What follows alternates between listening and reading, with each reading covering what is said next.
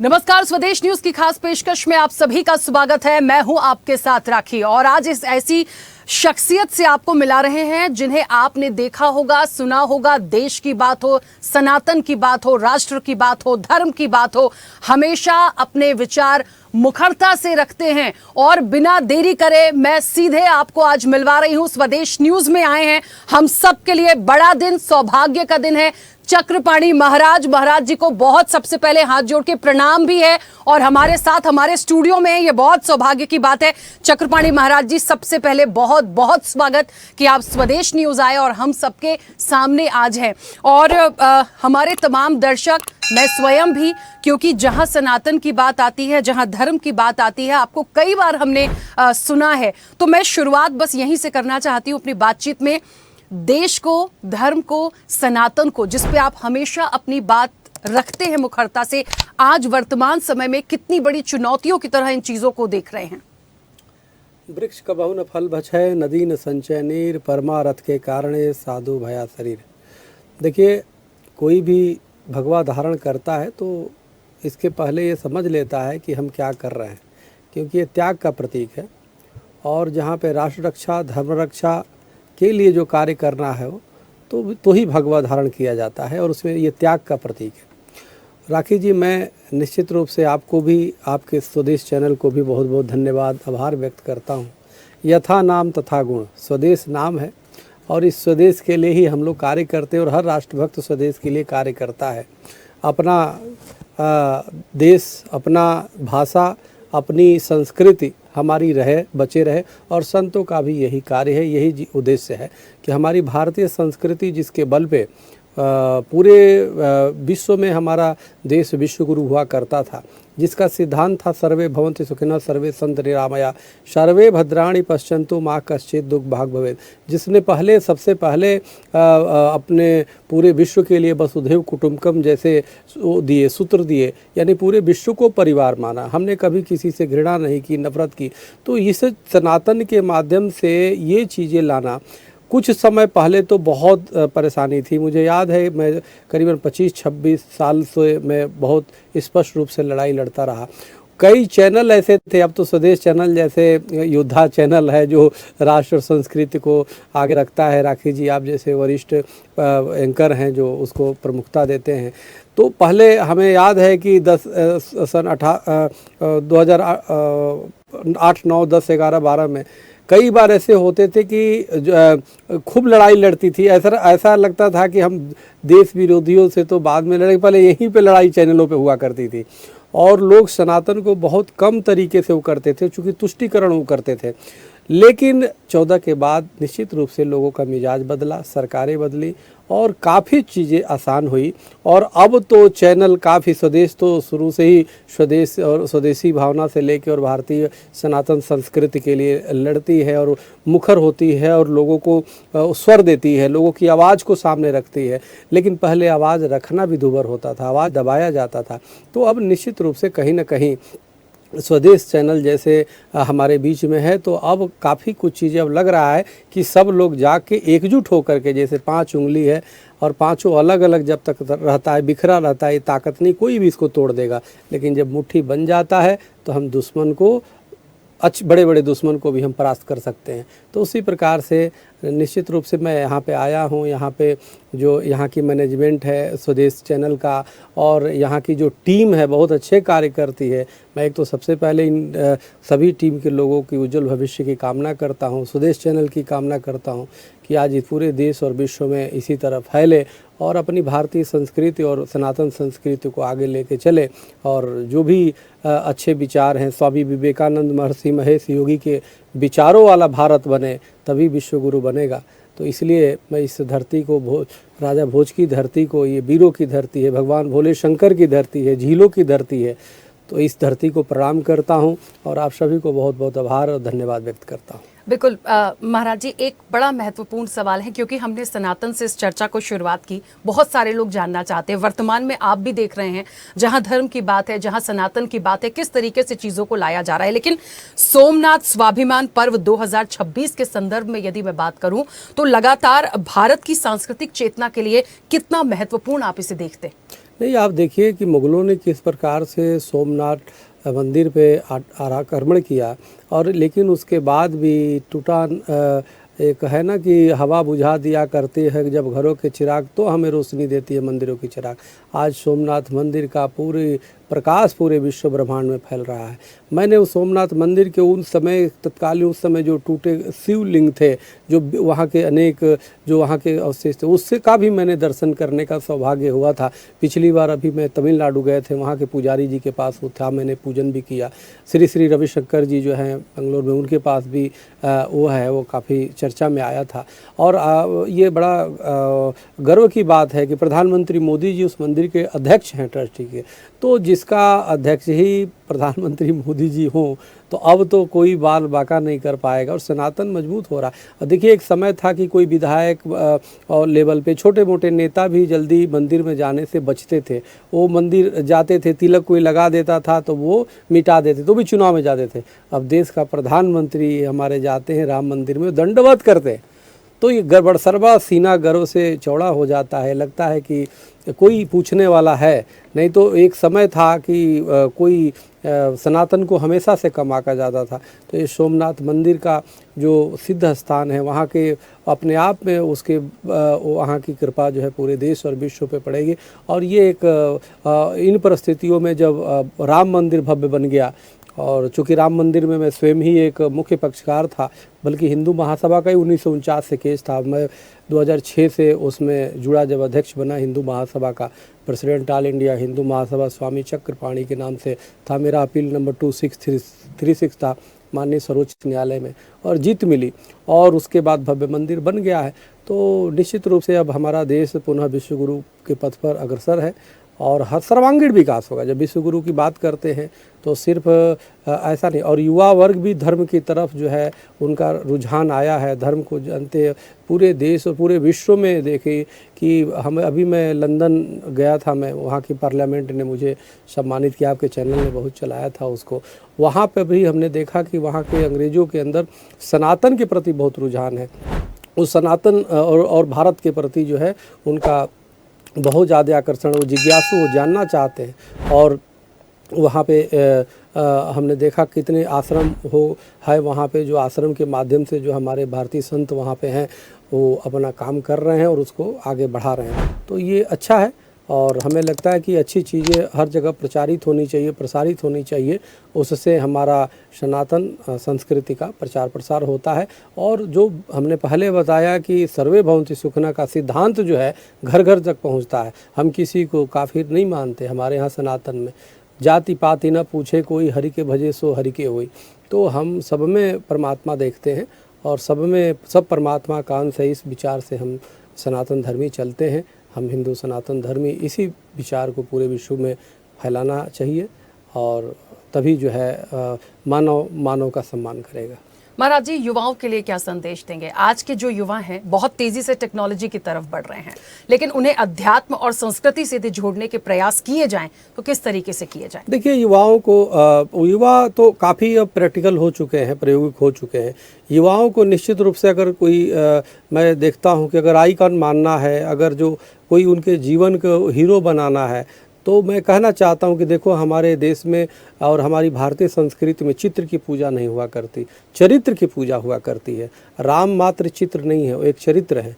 स्वामी विवेकानंद चित्र नहीं है, वो चरित्र है। महर्षि महेश योगी मात्र चित्र नहीं है, चरित्र है। उन्होंने महर्षि महेश योगी जी ने पूरे विश्व में किस प्रकार से सनातन का प्रचार किया। आज भी रामराज डॉलर उनके चलाए हुए चल रहे हैं। उनकी सोच कमाल की थी।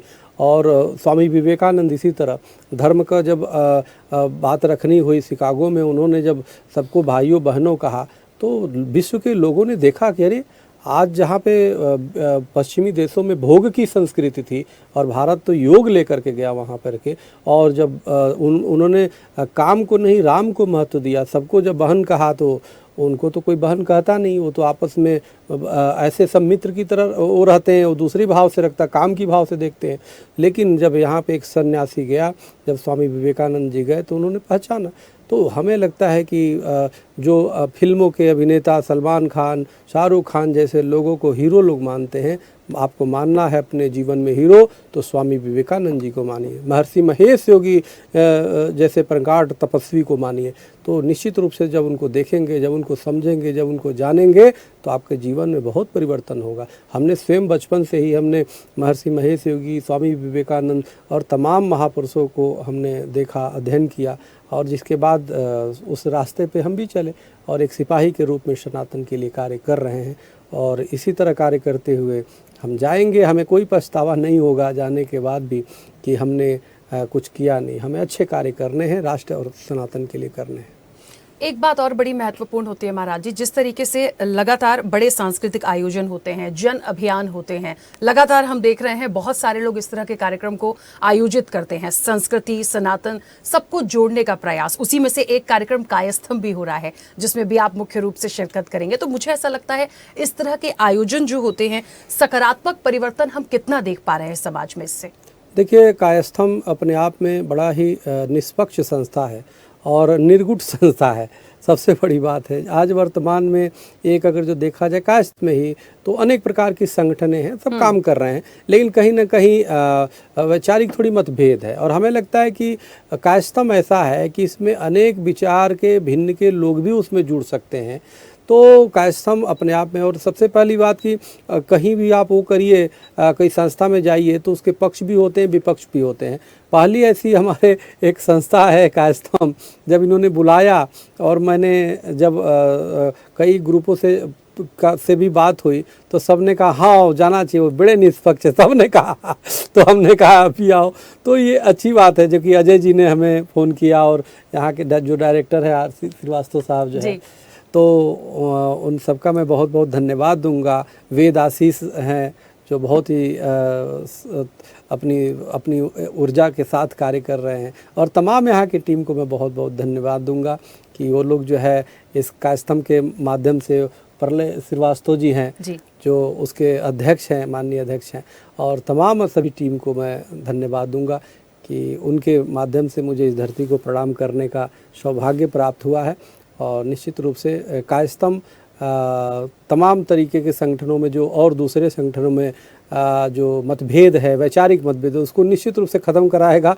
और ये बड़ा शुभ संकेत है। देखिएगा आने वाले कल में सब एकजुट होंगे और सब एक साथ, जैसे हमने बताया ना, पांचों उंगली जो एक साथ मुट्ठी बन करके राष्ट्र और धर्म के लिए, सनातन के लिए और अपने समाज के लिए कार्य करेंगे, और सभी विकास करेंगे, मुझे पूरा विश्वास है। भारत को विश्व मंच पर हम देखें तो सांस्कृतिक नेतृत्व की भूमिका लगातार वो निभाता आया है। संत समाज की भूमिका कितनी महत्वपूर्ण होगी, ये सवाल महाराज जी मैं इसलिए भी कर रही हूँ, मैं कई चर्चाओं में, कई डिबेट्स में जब होती हूँ, जब सनातन पर बात हो रही होती है और संत समाज से भी आप जैसे कई ऐसे दिग्गज हैं जो वाकई में अपनी बात रखते हैं, वो कितना बड़ा एक संदेश देता है। मतलब भारत को हम उस जगह पे आंकेंगे क्योंकि आप लोगों के सुझाव, आप लोगों की बातें बहुत महत्वपूर्ण भूमिका निभाती। राखी जी, देखिए, संत है तो संस्कृति है। संत अपने आप में चलता हुआ शास्त्र है, वो शास्त्र जीता है। तो इसलिए संतों के बिना तो कुछ भी संभव नहीं है। इसलिए अब विश्व पटल पे जब विवेकानंद जी गए, तभी तो लोगों ने देखा, तो उन्होंने अपने आप पहले तो भेद से और उसके बाद भाषा से, दोनों से उन्होंने विश्व को परिचय कराया कि हम कौन हैं। तो इसलिए संतों की तो उपयोगिता है। और संतों ने जब पूरे इस धरती पे लोगों के, पूरे विश्व में पश्चिमी देशों को पढ़ने लिखने का ज्ञान नहीं था, उस समय हमारे यहाँ शास्त्र थे, वेद थे, पुराण थे, और उस समय हमारे यहाँ पाणिनि के ग्रंथ थे, और अन्य सुश्रुत ने 225 ग्रंथों की रचना की। शैल्य चिकित्सा में बताइए 225 ग्रंथों की रचना की। अनेक प्रकार की चीज़ें हैं। तो हमारे यहाँ तो ऋषियों और तपस्वियों और संतों ने बहुत ही कार्य किया है। लेकिन समस्या ये थी, काफ़ी समय से थोड़ा सा संतों की जब उपेक्षा जहाँ समाज में होती है तो समाज मुरझा जाता है। लेकिन अब संतों का हमें लगता है पूरे देश ही नहीं, पूरे विश्व में लोग जानना चाहते हैं, पहचानना चाहते हैं। इसलिए निश्चित रूप से संत जो बने, तो संत अगर जो होता है तो संस्कृति का संरक्षक है, वो संत है तो संस्कृति है। तो इसलिए संतों की बहुत ज़्यादा उपयोगिता है, और सनातन को समझाने के लिए, दिखाने के लिए। तो अब प्रभुपाद जी का ही देखिए, स्वरूप प्रभुपाद जी जब विदेश यात्रा में गए, यहाँ पे किसी को हिंदू को आज भी चोटी रखने में वो शर्माता है, तिलक लगाने में शर्माता है। प्रभुपाद जी गए विदेशों, जब उन्होंने अपना प्रवचन दिया और लोगों से किया, तो आप देखो आज चोटा, बड़े बड़े चोटा रख के अंग्रेज जो है आपको दंडवत करते हैं, मंदिर में जाते हैं। उन्होंने कितना इस्कॉन संस्था बहुत बड़ी बनाई है। तो संत तो जहाँ गए वहाँ पे उस काम की संस्कृति को राम की संस्कृति में बदल दिया। तो ये बहुत वो है।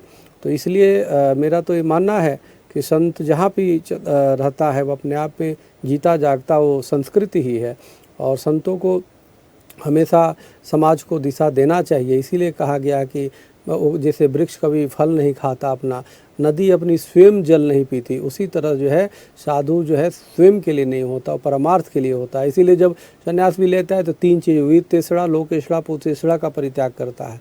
तो क्या वित्त की इच्छा, धन की इच्छा, लोक की इच्छा त्याग करता है। तो इसलिए मेरा मानना है कि निस्वार्थ भाव से अगर जो इसका प्रचार प्रसार किया जाए अपनी संस्कृति का, तो इससे अच्छा कुछ नहीं होगा।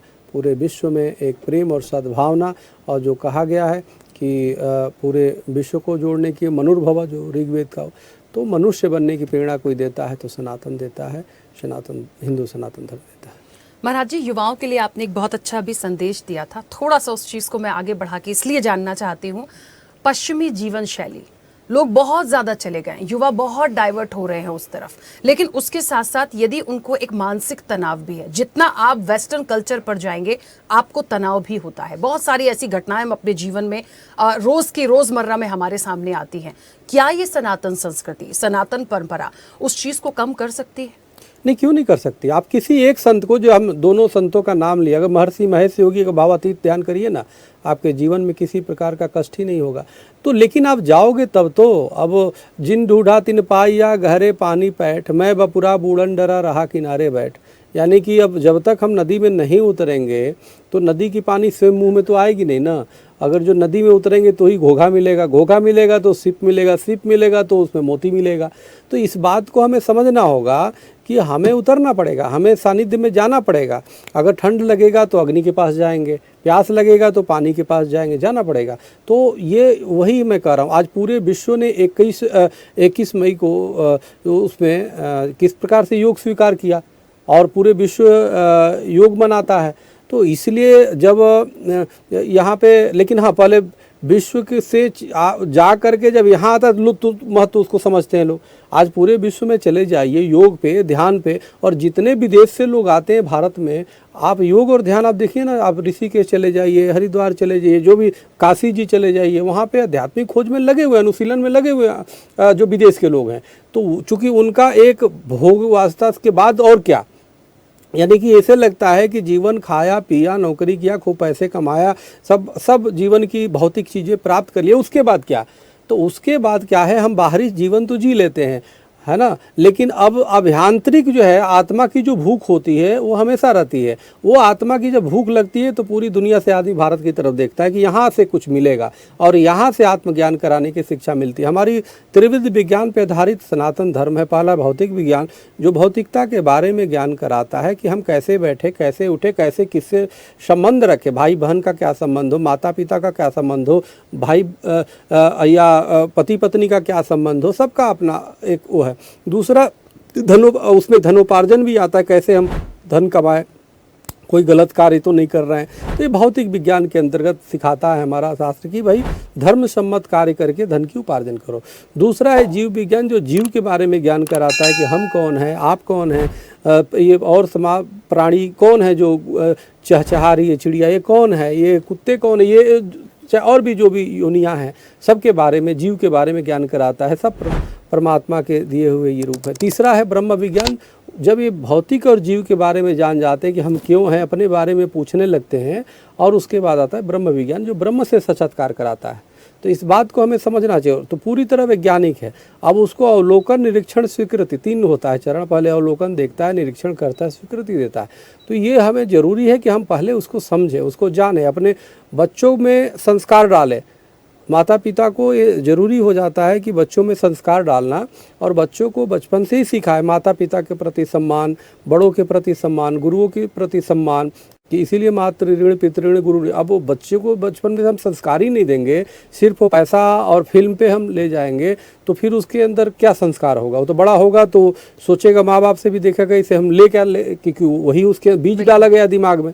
तो हमें जब उसको डाला जाएगा कि देखो जीवन हमारा यही अंत नहीं है, हमारे 50 साल 60 साल 80 साल 100 साल जीता है तो सिर्फ यही जीवन का मतलब नहीं होता। सनातन हमारा कहता है पुनरपि जननम पुनरपि, हम एक कर्मों के द्वारा पुनः हमें जन्म मिलेगा और पुनः जब तक हमें मोक्ष और मुक्ति और स्वर्ग की प्राप्ति न हो जाए तो ये हम भटकते रहेंगे। तो इसलिए ये हमें उसको सिखाना है। तो उससे दो बातें होगी, एक तो निर्भीक हो जाता है व्यक्ति और वो समझता है, फिर उसके बाद क्वालिटी ऑफ जीवन जीता है, लाइफ जीता है। वो अपने माता पिता का सम्मान करता है तो माता पिता को भी लगता है कि हमारा हमने कुछ दिया है। तो ये बहुत ज़रूरी है कि बच्चे जो हैं बचपन से ही माँ बाप को संस्कार दें और खुद भी और गुरुओं के पास जाएं।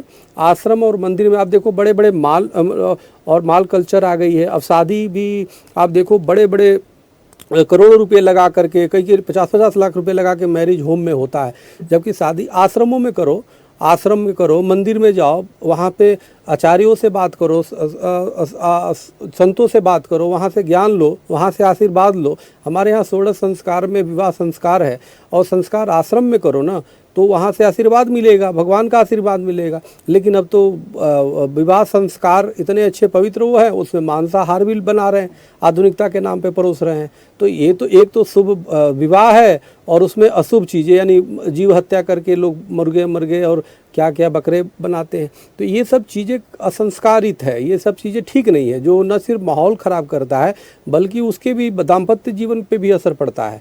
लोगों को तुरंत नहीं समझ में आता है, लोगों को लगता है कि नहीं पार्टी हो रही है, अच्छी हो रही है, लेकिन वो बाद में उसको पता चलता है। तो मेरा मानना है कि अपनी सनातन संस्कृति को अपनाओ, सनातन तरीके के अपनाओ तो आपके जीवन खुशहाल रहेगा, क्योंकि वो प्रकृति के साथ चलता है और प्रकृति को सम्मान करते हुए जितने भी हमारे संस्कार हैं, चाहे जो भी हमारी भारतीय सनातन जो तरीके हैं वो बिल्कुल नेचुरल है, बिल्कुल प्राकृतिक है, वो प्रकृति को जोड़ के चलता है, उसमें किसी को ठेस नहीं पहुंचाता।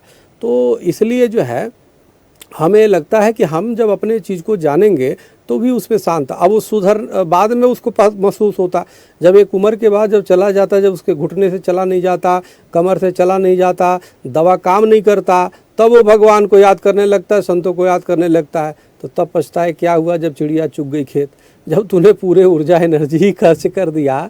अगर वो पहले से ही संयमित जीवन जिया होता, अब इस चीज़ को जाना होता, पुण्य और पाप के अंतर को समझा होता तो ये कष्ट नहीं आती और जीवन उसका बहुत आनंद में रहता। तो इसलिए मेरा ये मानना है कि हमें इस चीज़ को समझना होगा, अपनी चीज़ों को, अपनी संस्कृति को, अपने सनातन को सम्मान देना होगा और सहज और सरल जीवन जीना होगा, तो ही जो है सब कुछ प्राप्त होगा। और हमें आदर्श जो है हमारे रामकृष्ण होंगे, आदर्श हमारे स्वामी विवेकानंद, महर्षि महेश योगी होंगे, प्रभुपाद जी होंगे, महर्षि दयानंद जी होंगे। भगवान आप देखो कितना इन महापुरुषों ने काम किया है।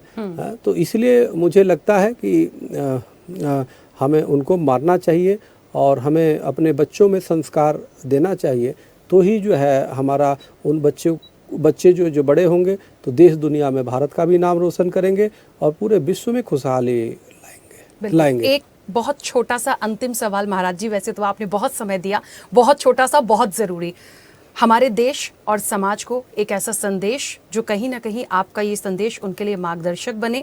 और एक छोटी सी बात, रोज़ की डिबेट्स में मैं जब भी सनातन पर बात करती हूँ, राजनीतिकरण में जब ये बातें आती हैं, जहाँ धर्म को ला दिया जाता है, जहाँ सनातन को ला दिया जाता है, इन दो लोगों के लिए आपके छोटे छोटे से संदेश। नहीं, देखिए मेरा ये मानना है कि हर व्यक्ति स्वयं को समझे और अपने स्वधर्म में जिए, स्वदेश अपना जो स्वदेशी विचारधारा है उसका पालन करें। जैसे हमारा चैनल का भी नाम स्वदेश चैनल है, हमें स्वदेशी सिर्फ एक ही शब्द अगर जो हम ले लें, स्व को समझ लें और अपने आप को ये जान लें कि हमारी संस्कृति क्या है, हमारी सनातन क्या है, तो आपको किसी प्रकार का कष्ट नहीं होगा, कहीं आप पराजय नहीं पा सकते। परेशानी तब आती है जब हम स्वयं को नहीं जानते, जो हम अपनी स्वदेशी चीज़ों को नहीं जान पाते, हम दूसरे को महत्व देने लगते बेवजह, तो न मिले माया न मिले राम हो जाता है स्थिति, और हम पेंडुलम की तरह, शंकु की तरह वो हो जाते हैं। हम सबका सम्मान करें, हम ये नहीं करें किसी की हम वो करेंगे, किसी की भावना को आहत करेंगे, लेकिन हम स्वयं को जानें, हम अपनी स्वदेश पे गर्व करें, हम अपने स्वदेशी तरीकों पे गर्व करें। तो अगर जो हम अपने पे गर्व करेंगे, हमारा जो है उस पे गर्व करेंगे, माता पिता की सेवा करें, गुरुओं की सेवा करें और गुरुओं से सीखें कि आगे हम क्या करें। और आज देखो जो लड़के बच्चे जो है एकांत में रहते हैं उनको डिप्रेशन हो जाता है। तो डिप्रेशन इसलिए होता है कि वो सोचते हैं कि मैं हूँ, मेरे से ही सब कुछ, मैं को छोड़ो, मैं तो तुम्हें गुरु बता देगा कि तुम कौन हो। जिस दिन मैं जान जाओगे उसके बाद तो बहुत आगे बढ़ जाओगे। लेकिन वो मैं की स्थिति नहीं है। हमारा शास्त्र कहता है स्व से पर की तरफ चलो, यानी स्व से पर तक, यानी हम स्वयं की कल्याण के साथ पर की सबकी हम कल्याण की भावना सोचें। तो जब भी हम ये चलेंगे और ये सोचेंगे कि हमारे अलावा दूसरे को तकलीफ ना हो बैठने से चाहे चलने से, तो हमें लगता है वो भी सोचेगा और इस तरह हमारा खुशहाल होगा। इसीलिए हमारी सनातन संस्कृति में वसुधैव कुटुंबकम कहा गया ताकि हम किसी को दुख न दे पाए। जैसे एक परिवार में, ये सिर्फ मात्र स्लोगन नहीं, एक भाव है, एक ऐसी सूत्र है जो हमारे ऋषियों ने देखी। जब जो है हम अपने परिवार समझेंगे तो अपने परिवार में तो किसी को कष्ट नहीं देते नहीं है। अगर जो अच्छी विचारधारा है तो हम उसको अपनी तरह रखते हैं।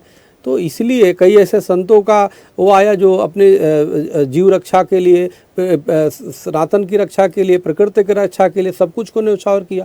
तो इसलिए ये बहुत ज़रूरी हो जाता है हम स्व को जानें, अपनी स्वदेशी होने पे गर्व महसूस करें और अपने संतों का, अपने निज धर्म का और समाज पे गर्व करें। क्योंकि देखिए सब कुछ कर लेगा भगवान चित्रगुप्त महाराज हमारे ऐसे देवता हैं जो उनको ऐसी ड्यूटी लगाई गई है कि वो सभी के कर्मों का लेखा जोखा रखते हैं। और रखते ही नहीं बल्कि वही तय करते हैं कि आप स्वर्ग जाओगे कि नरक जाओगे।